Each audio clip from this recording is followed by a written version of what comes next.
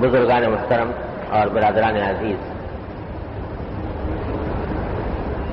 اللہ جل جلالہ کا جتنا شکر ادا کیا جائے کم ہے کہ اس نے اپنے فضل و کرم سے ہمیں رمضان المبارک عطا فرمایا اور اس مہینے کی برکتوں سے ہمیں نوازا اور اس میں روزے رکھنے کی اور تراویح وغیرہ کی توفیق عطا فرمائی۔ میں نے رمضان کے شروع ہونے سے پہلے یہ عرض کیا تھا کہ یہ مہینہ اصحاب ایمان کے لیے پاکی اور صفائی کا مہینہ ہے، جس میں اللہ جل جلالہ کی طرف سے ایمان والوں کی روحانی اوور ہالنگ کی جاتی ہے۔ سال کے 11 مہینوں میں ہمارے دلوں پر، ہماری روحوں پر جو میل کچیل طاری ہو جاتا ہے، یہ مہینہ اللہ تبارک و تعالیٰ نے اس لیے مقرر فرمایا کہ اس میل کچیل کو صاف کر دیا جائے۔ چنانچہ اس مہینے کے اندر اللہ تبارک و تعالیٰ نے اپنی رحمت کے دروازے کھولے ہوئے ہوتے ہیں، شیطان کو مقید کیا ہوا ہوتا ہے تاکہ بندے اپنے میل کچیل کو صاف کر سکیں اور اثر نو پاک صاف اور دھلے اور اجلے ہو کر آئندہ زندگی کے لیے تیار ہو۔ الحمدللہ اللہ تبارک و تعالی نے یہ مہینہ ہمیں عطا فرمایا اور اس کے بعد اس مہینے کی انوار و برکات سے مستفید ہونے کی خوشی میں عید الفطر عطا فرمایا۔ اور حدیث میں آتا ہے، آپ نے حدیث سنی ہوگی کہ نبی کریم صلی اللہ علیہ وسلم نے فرمایا کہ للصائم فرحتان، فرحۃ عند فطرہ اور فرحۃ عند لقاء ربہ، کہ روزہ دار کے لیے 2 فرحتیں ہیں۔ اللہ تبارک و تعالی نے 2 قسم کی فرحتیں، خوشیاں روزہ دار کے لیے رکھی ہیں۔ ایک فرحت اور خوشی اس کے افطار کے وقت میں ہے، اور ایک خوشی اس وقت حاصل ہوگی جبکہ یہ روزہ دار اپنے پروردگار سے جا کر ملے گا۔ اصل خوشی تو وہی ہے جو آخرت میں اللہ تبارک و تعالی سے ملاقات کے وقت میں نصیب ہوگی انشاءاللہ۔ اللہ تعالی ہر صاحب ایمان کو عطا فرمائے۔ لیکن اس دنیا کے اندر تھوڑا سا اس کا مظاہرہ، تھوڑی سی جھلک اللہ تعالیٰ نے عطا فرما دی۔ فرمایا کہ وہ فرحت ہے جو فطر کے وقت میں حاصل ہوتی ہے، افطار کے وقت میں حاصل ہوتی ہے۔ اب اس کے 2 مطلب ہیں جو علماء کرام نے بیان کیے ہیں۔ ایک مطلب تو اس کا یہ ہے کہ ہر روز رمضان کے اندر، ہر روز جب بندہ افطار کرتا ہے تو افطار کے وقت اس کو ایک فرحت حاصل ہوتی ہے۔ سارے سال کھانے میں اور پینے میں اتنا لطف نہیں آتا ہوگا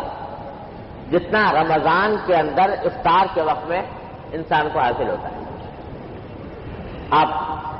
ہر شخص اس کا تجربہ کرتا ہے کہ سارے سال کسی چیز کے کھانے میں اتنا مزہ نہیں آتا،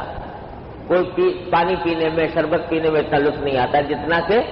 افطار کے وقت میں آتا ہے۔ تو وہ فرحت مراد ہے جو ہر روزے دار کو ہر روز افطار کے وقت میں نصیب ہوتی ہے۔ اور دوسرے بعض حضرات علماء کرام نے فرمایا کہ نہیں، اس فرحت سے مراد ہے رمضان کا پورا مہینہ گزرنے کے بعد جب بندہ افطار کرتا ہے اور عید الفطر مناتا ہے تو عید الفطر کے وقت میں اللہ تبارک و تعالیٰ فرحت جو عطا فرماتے ہیں وہ مراد ہے۔ کہ سارا مہینہ اللہ تبارک و تعالیٰ کی حکم کی تعمیل میں روزے سے رہ کر اور اس کی بندگی کر کے عبادتیں کرنے کے بعد پھر اللہ تبارک و تعالیٰ ایک خوشی اور مسرت عطا فرماتے ہیں عید کے دن میں، تو وہ مراد ہے کہ دنیا کے اندر ایک جھلک اس فرحت کی جو آخرت میں نصیب ہوگی عید کی شکل میں اللہ تبارک و تعالیٰ نے بندوں کو عطا فرمایا۔ اور یہ بھی ایک عجیب اسلام کا نرالا انداز ہے کہ سارے سال میں صرف 2 عیدیں مقرر کی گئی ہیں، اور دنیا کے مذاہب اور ملتوں میں ہر سال کے اندر بہت سارے تہوار منائے جاتے ہیں۔ عیسائیوں کے تہوار الگ ہیں اور یہودیوں کے الگ ہیں اور ہندوؤں کے الگ ہیں، مختلف مذہبوں کے مختلف تہوار ہیں اور بہت سارے تہوار ہیں۔ اسلام میں 2 تہوار مقرر فرمائے گئے ہیں صرف، ایک عید الفطر اور ایک عید الاضحیٰ، اور ان تہواروں کو منانے کے لیے جن دنوں کا انتخاب کیا گیا وہ بھی دنیا سے نرالا ہے۔ آپ دنیا کے دوسرے مذاہب کے تہواروں پر اگر غور کریں تو یہ نظر آئے گا کہ وہ تہوار مناتے ہیں اپنے کسی ماضی کے کسی اہم واقعے کی یادگار میں۔ مثلا عیسائی تہوار مناتے ہیں کرسمس کا، اتفاق سے وہ بھی ابھی چند دنوں پہلے گزرا ہے، اور وہ تہوار کیا ہے کہ یہ عیسیٰ علیہ السلام کی پیدائش کا دن ہے۔ 25 دسمبر کو انہوں نے تصور کر لیا کہ یہ عیسیٰ علیہ السلام کی پیدائش کا دن ہے، حالانکہ تاریخی اعتبار سے یہ بات ثابت نہیں، تاریخی اعتبار سے یہ درست نہیں، لیکن انہوں نے اپنے طور پر یہ سمجھ لیا کہ 25 دسمبر کو حضرت عیسیٰ علیہ السلام دنیا میں تشریف لائے تھے، تو اس واقعے کی یاد میں، آپ کی پیدائش کی یاد میں انہوں نے کرسمس کا دن تہوار بنا لیا۔ موسیٰ یہودی جو ہیں، جس دن حضرت موسیٰ علیہ السلام کو فرعون سے نجات ملی، فرعون کا لشکر غرق ہوا اور موسیٰ علیہ السلام بنی اسرائیل کو لے کر اس سے آزاد ہو کر چلے گئے، اس دن کی یاد میں اپنا تہوار مناتے ہیں یہودی لوگ۔ ہندوؤں کے ہاں دیکھ لیجئے جتنے تہوار ہیں وہ کسی نہ کسی ماضی کے واقعے میں اس دن یہ ہوا تھا، اس دن یہ ہوا تھا، اس دن یہ ہوا تھا، تو ماضی کے واقعات کی یاد میں تہوار منائے جاتے ہیں۔ اسلام نے جو تہوار مقرر فرمائے عید الفطر اور عید الاضحیٰ، اس کو دیکھو تو اس میں کیا واقعہ ہوا تھا؟ کوئی پرانا واقعہ، ماضی کا کوئی واقعہ اس دن سے وابستہ نہیں، یکم شوال کو کوئی خاص تاریخی واقعہ پیش آیا ہو جس کی یاد میں عید الفطر منائی جا رہی ہو، ایسا نہیں ہے۔ 10 ذی الحجہ کو عید الاضحیٰ منائی جاتی ہے، تو 10 ذی الحجہ کو کوئی تاریخی واقعہ پیش نہیں آیا، نہ حضور اقدس نبی کریم سرور دو عالم صلی اللہ علیہ وسلم کی ولادت کے دن کو عید الفطر یا عید الاضحیٰ قرار دیا، نہ حضور اقدس صلی اللہ علیہ وسلم کے مکہ مکرمہ سے ہجرت کرنے کو کے واقعے کو عید کا دن قرار دیا، نہ حضور اقدس صلی اللہ علیہ وسلم کے بدر کے میدان میں فتح حاصل کرنے کو کوئی عید کا دن قرار دیا، یا احد کے میدان میں یا احزاب میں جتنے غزوات ہوئے، یا جس دن مکہ مکرمہ فتح ہوا اور کعبے بیت اللہ کی چھت سے حضرت بلال رضی اللہ تعالیٰ عنہ کی اذان پہلی بار گونجی، اس روز کو بھی کوئی عید کا دن قرار نہیں دیا، حالانکہ اسلام کی تاریخ اور خاص طور سے نبی کریم سرور دو عالم صلی اللہ علیہ وسلم کی حیات طیبہ ایسے واقعات سے مالا مال ہے، لیکن ان میں سے کسی واقعے کو عید کا دن قرار نہیں دیا، اور اگر تلاش کرو تو یکم شوال کو یا 10 ذی الحجہ کو ان واقعات میں سے کوئی واقعہ خاص نظر نہیں آئے گا۔ جن دنوں کو تہوار بنایا، جن دنوں کو عید کے لیے مقرر فرمایا، وہ یہ کہ ایک واقعہ نہیں جو ماضی میں ہو کر ختم ہو گیا، اس کے بجائے ایک ایسے واقعے کو عید بنانے کی بنیاد قرار دیا جو ہر سال پیش آتا ہے. ایسا خوشی کا واقعہ جو ہر سال مسلمانوں کے سامنے آتا ہے، اس کی خوشی میں عید منائی جاتی ہے. وہ کیا ہے کہ دونوں عیدیں اللہ تبارک و تعالیٰ نے ایسے موقع پر رکھی ہیں جبکہ مسلمان کسی بھی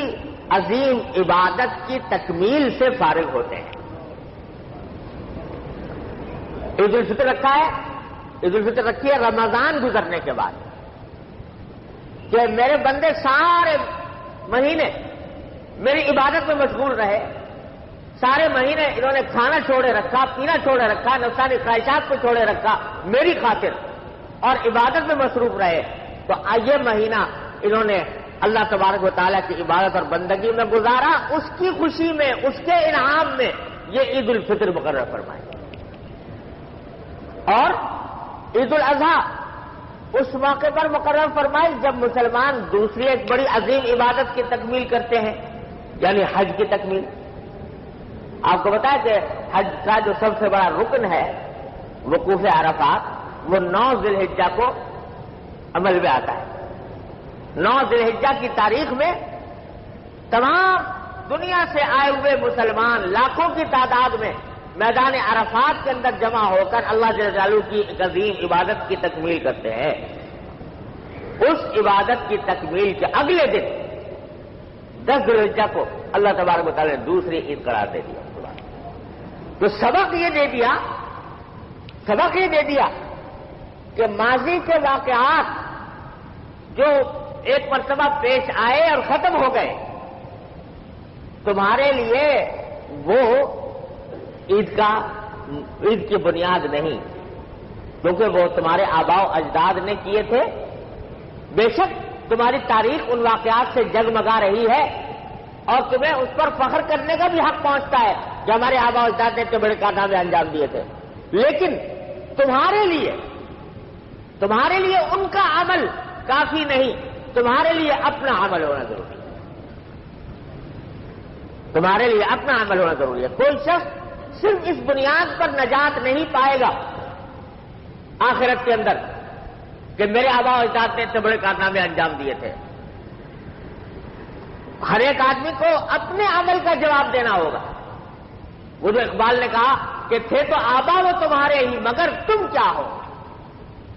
تھے تو آبا وہ تمہارے ہی مگر تم کیا ہو، ہاتھ پر ہاتھ دھرے منتظر فردا ہو. تو یہ محض پرانے واقعات پر خوشی مناتے رہنا، یہ اصحاب ایمان کو سبق دیا گیا کہ یہ کافی نہیں، بلکہ تمہیں خود اپنے عمل کو دیکھنا ہے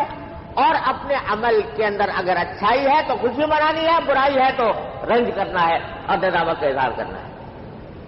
تو اس لیے اللہ تعالیٰ نے یہ دن ایسے وقت مقرر فرمائے. عید الفطر ان میں سے پہلا دن ہے کہ یہ حدیث میں اس کو جائزہ بھی قرار دیا گیا کہ اللہ تبارک و تعالیٰ کی طرف سے سارے مہینے کی عبادتوں کا انعام ہے یہ دن. اور انعام بھی کیسا عظیم الشان کہ حدیث میں نبی کریم سرور دو عالم صلی اللہ علیہ وسلم ارشاد فرماتے ہیں کہ جب رمضان کا مہینہ گزرنے کے بعد عید کا دن آتا ہے تو اللہ تبارک و تعالی اپنے فرشتوں پر فخر فرماتے ہیں. باہا بہم ملائکتا، اصحاب ایمان کی طرف اشارہ کر کے ان کو دکھا کر اللہ تبارک و تعالی فخر فرماتے ہیں. فخر فرشتوں سے کیوں فرماتے ہیں؟ کہ یہ وہی فرشتے ہیں کہ جب آدم علیہ السلام کو پیدا کیا جا رہا تھا تو یہ کہہ رہے تھے، پوچھ رہے تھے کہ اللہ تعالیٰ سے کہ اللہ آپ اس مٹی کے پتلے کو پیدا کر رہے ہیں تو ایسے شخص کو پیدا کر رہے ہیں جو زمین میں جا کے فساد پھیلائے گا، جو خونریزیاں کرے گا، جو ایک دوسرے کے گلے کاٹے گا. اتجعل فیہا من یفسد فیہا ویسفک الدماء، کیونکہ ان کو تجربہ یہ ہو چکا تھا کہ انسان سے پہلے ایک مخلوق اللہ تعالیٰ نے پیدا فرمائی تھی، جنات کی مخلوق. وہ جب زمین پر آئی تو اس نے آپس میں دنگا فساد کر کے اور ایک دوسرے کے کے ساتھ لڑائیاں کر کے سارا وقت گزارا. تو ملائکہ نے کہا کہ یہ نئی مخلوق آ رہی ہے، یہ بھی ویسی ہی ہوگی، یہ بھی ایسے ہی فساد بس پھیلائے گی. تو کیا آپ اس میں ایسی مخلوق پیدا کر رہے ہیں جو فساد پھیلائے، زمین کے اندر خونریزیاں کرے؟ تو باری تعالیٰ نے جواب میں فرمایا کہ انی اعلم ما لا تعلمون، میں اس مخلوق کے بارے میں وہ جانتا ہوں جو تم نہیں جانتے. کیا جانتا ہوں؟ کہ یہ مخلوق ایسی ہے کہ بے شک مادہ تو اس میں میں نے فساد کا بھی رکھا ہے، صلاحیت اس میں فساد پھیلانے کی بھی ہے، لیکن ساتھ میں فساد کی صلاحیت رکھنے کے باوجود جب یہ میرے احکام کی تعمیل کرے گی اور عبادت اور بندگی کرے گی تو یہ تم سے بھی آگے بڑھ جائے گی، کیونکہ تمہارے اندر میں نے فساد کا مادہ نہیں رکھا. فرشتہ اگر گناہ کرنا بھی چاہے تو نہیں کر سکتا، بھوک اس کو نہیں لگتی، پیاس اس کو نہیں لگتی، نفسانی جنسی خواہشات اس کے دل میں پیدا نہیں ہوتی. تو اس واسطے پیدا ہی وہ کیا گیا اس کام کے لیے کہ بس اللہ اللہ کرتا رہے، اللہ کے حکم کی تعمیل کرتا رہے. لیکن یہ انسان میں ایسا پیدا کر رہا ہوں کہ اس کے اندر بھوک بھی ہے، اس میں پیاس بھی ہے، اس میں جنسی خواہشات بھی ہیں، لیکن جب میں کہہ دوں گا کہ نہ کرنا، جب میں کہہ دوں گا کہ مت کھانا، میں کہہ دوں گا کہ مت پینا، تو دیکھو یہ کیسے سارا دن اس طرح گزارتا ہے، صبح سے لے کر شام تک سارا دن اس طرح گزارتا ہے کہ اندر سے پیاس لگ رہی ہے، فریج کے اندر ٹھنڈا پانی موجود ہے، کمرے میں کوئی اور دوسرا دیکھنے والا نہیں ہے، لیکن اس کے باوجود یہ صرف میرے ڈر سے، میری عظمت کے خیال سے، میرے حکم کی اطاعت میں یہ اپنے ہونٹوں کو خشک کیے ہوئے. تو یہ صفت اس مخلوق کے اندر ایسی ہوگی کہ یہ تم سے بھی آگے بڑھ جائے. تو آج جب عید کے دن مسلمان عیدگاہ کے اندر جمع ہوتے ہیں تو باری تعالیٰ انہی فرشتوں سے فخر فرماتے ہیں اور کہتے ہیں دیکھو میرے فرشتوں یہ ہے میرے بندے. اور یہ بتاؤ کہ جو مزدور اپنی مزدوری پوری کر لے، اپنا کام پورا کر لے، اس کو کیا صلہ ملنا چاہیے؟ فرشتوں سے پوچھتے ہیں. تو فرشتے کہتے ہیں کہ بار الہ، جو مزدور اپنا پورا کام کر لے اس کا صلہ یہ ہے کہ اس کی مزدوری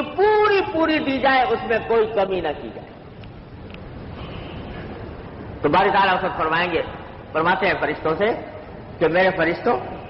دیکھو یہ میرے بندے اور بندیاں، ان کے ذمے میں نے ایک کام لگایا تھا رمضان کے مہینے میں کہ میری خاطر یہ کھانا چھوڑ دیں، میری خاطر پینا چھوڑ دیں، اپنی خواہشات چھوڑ دیں. میں نے یہ فریضہ ان کے ذمے عائد کیا تھا، آج انہوں نے اپنا یہ فریضہ پورا کر لیا، اور پورا کرنے کے بعد اس میدان میں جمع ہوئے ہیں، میدان عید میں، اور مجھ سے دعائیں کرنے کے لیے آئے، مجھ سے اپنی مرادیں مانگ رہے ہیں. تو باری تعالیٰ اس موقع پر باری تعالیٰ اپنی رحمت کے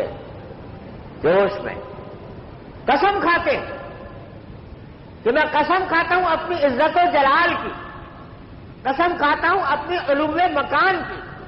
کہ آج میں ان سب کی دعائیں قبول کروں اور میں ان کے گناہوں کی مغفرت کروں گا. اور اتنا ہی نہیں، فرمایا کہ لَأُبَدِّلَنَّ سَيِّئَاتِهِمْ حَسَنَاتٍ، ان کی برائیوں کو بھی نیکیوں میں تبدیل کر دوں گا، ان کی برائیوں کو بھی نیکیوں میں تبدیل کر دوں گا. چنانچہ حدیث میں آتا ہے کہ فَيَرْجِعُونَ مَغْفُورًا لَهُمْ، جب عیدگاہ سے مسلمان روزے دار واپس جاتے ہیں تو اس حالت میں جاتے ہیں کہ ان کی مغفرت ہو چکی ہوتی ہے، ان کو اللہ تعالیٰ بخش چکے ہوتے ہیں. کچھ معمولی انعام ہے کہ سارے مجمع کو اللہ تبارک و تعالیٰ مغفرت کر کے روانہ فرماتے ہیں. اور شاید یہی راز ہو اس حکم میں کہ عید کی نماز کے لیے رسول کریم صلی اللہ علیہ وسلم نے سنت اس بات کو قرار دیا کہ مسلمان بڑی سے بڑی تعداد میں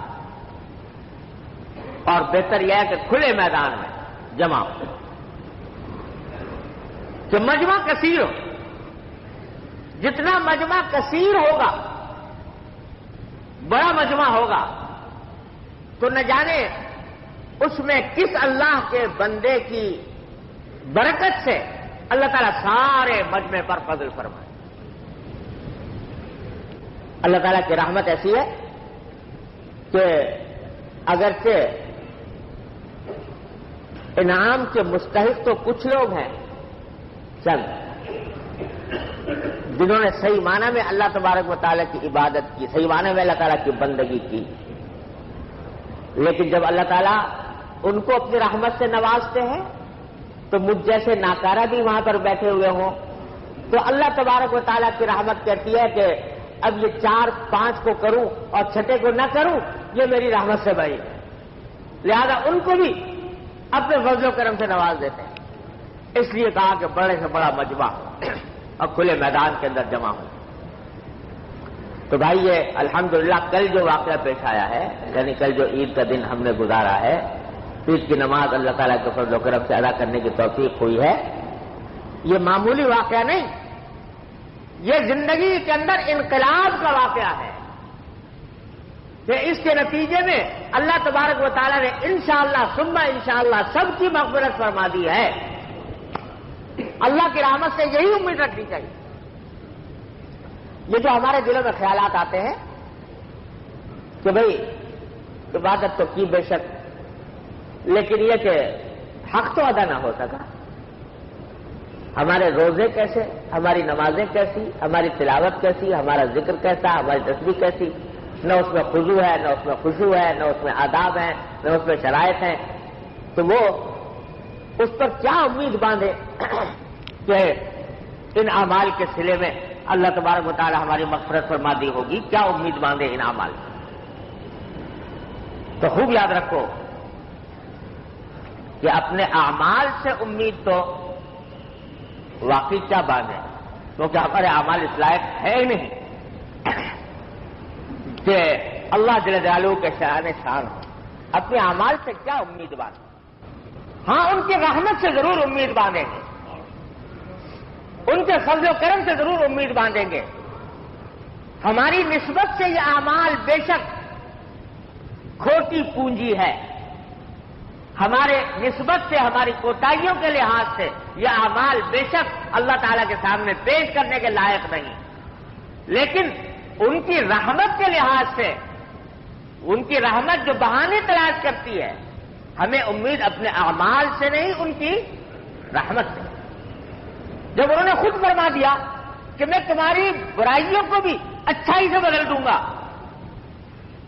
یہ حدیث میں نے ابھی آپ کو سنائی، تو اس میں کیا فرما رہے ہیں کہ میں تمہاری برائی کو بھی اچھائی سے بدل دوں گا، یعنی یہ اعمال جو تم لے کر آ رہے ہو میرے پاس، اس کے اندر بہت سی برائیاں ہیں، بہت سی خامیاں ہیں، بہت سے نقائص ہیں، بہت سی کوتاہیاں ہیں،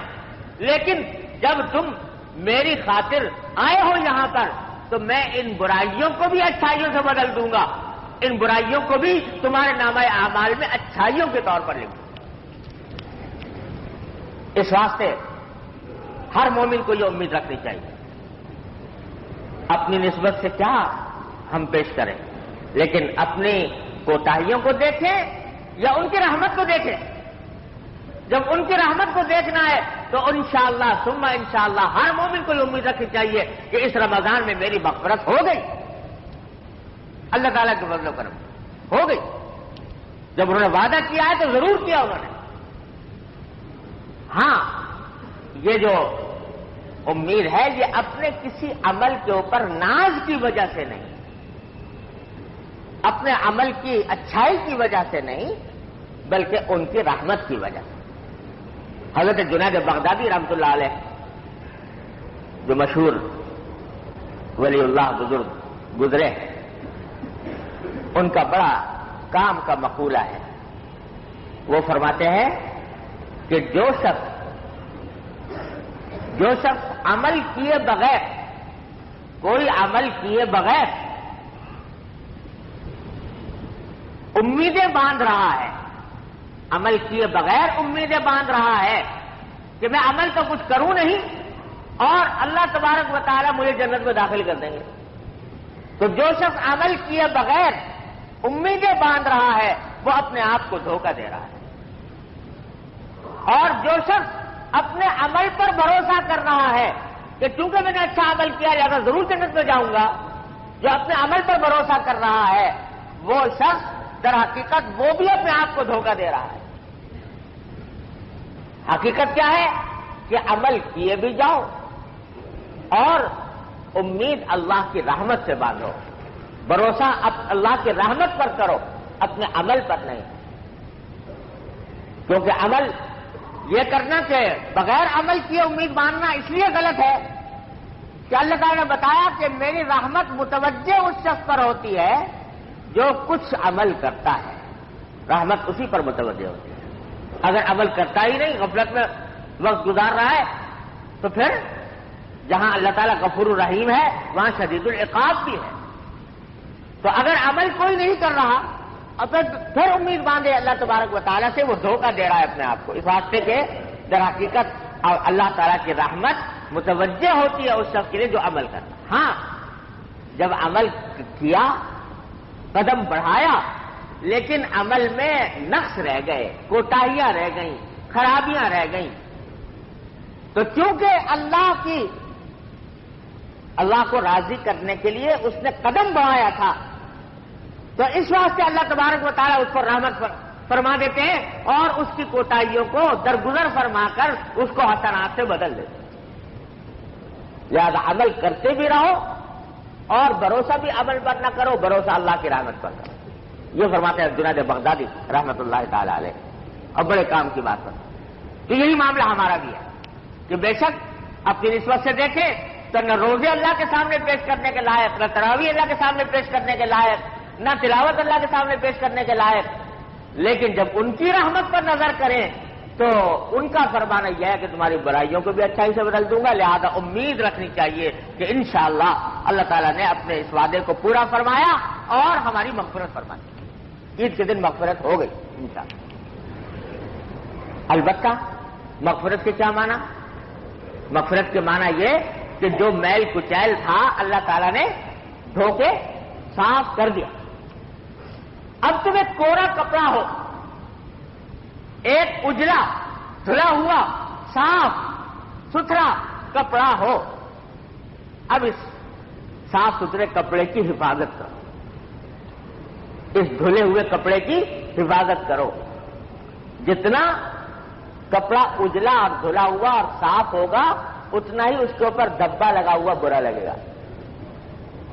میلا کچالا کپڑا ہے، اگر اس پر دبے لگ رہے تو پہلے 10 لگے ہوئے تو 11واں لگ گیا، 12واں لگ گیا، کچھ زیادہ پرواہ نہیں ہوتی۔ لیکن آج نیا کپڑا پہن کے آئے اور صاف ستھرا دھلا ہوا بے عیب بے داغ، اس پر اب جب ذرا سا بھی دبا لگے گا تو کیا ہوگا؟ یہ دبا بہت برا لگے گا۔ لہذا جب اللہ تعالیٰ نے دھو کر اجلا کر کے صاف کر دیا ہمیں آپ کو، تو اب ہمارا کام یہ ہے کہ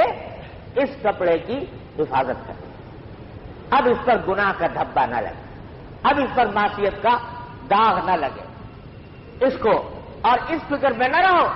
کہ پھر لگیں گے داغ تو اگلے رمضان میں پھر دھل جائیں گے۔ کسے پتا کہ اگلا رمضان نصیب ہو کہ نہ ہو، کسے پتا کہ آئندہ توبہ کی توفیق ملے کہ نہ ملے۔ لہذا یہ دھبا لگانے سے اپنے پرہیز کرو۔ اور یہی معنی ہے اس آیت کے جو میں نے شروع میں پڑھی تھی، اللہ تعالیٰ نے عید کا ہی ذکر کرتے ہوئے فرمایا کہ میں نے یہ دن ایسے مقرر کیا ہے کہ جس میں مسلمان رمضان کے روزوں کی گنتی پوری کرے، اللہ کی تکبیر کہے، وَلَعَلَّكُمْ تَشْكُرُونَ، اور تاکہ تم شکر گزار بن جاؤ۔ تو شکر گزار بننے کا راستہ یہی ہے کہ جس ذات نے تمہاری برائیوں کو بھی حسنات سے بدل دیا، اب اس کا شکر یہ ہے کہ اپنی آئندہ زندگی کو گناہوں سے، معصیتوں سے، نافرمانیوں سے بچانے کی فکر کرو۔ تو آج کا دن ہمارے لیے اور آپ کے لیے الحمدللہ خوشی کا دن بھی ہے، فرحت کا دن بھی ہے، اور اللہ کی رحمت سے مغفرت کی امید رکھنے کا بھی دن ہے، لیکن ساتھ ساتھ اس احتیاط کا بھی تقاضا کرتا ہے کہ ہم اپنی آئندہ زندگی کو صاف ستھرا بنانے کی کوشش کریں۔ اللہ تبارک و تعالیٰ اپنے فضل و کرم سے، اپنی رحمت سے ہمیں اس فریضے کی ادائیگی کی توفیق عطا فرمائے اور اپنی زندگی کو گناہوں سے، معصیتوں سے، نافرمانیوں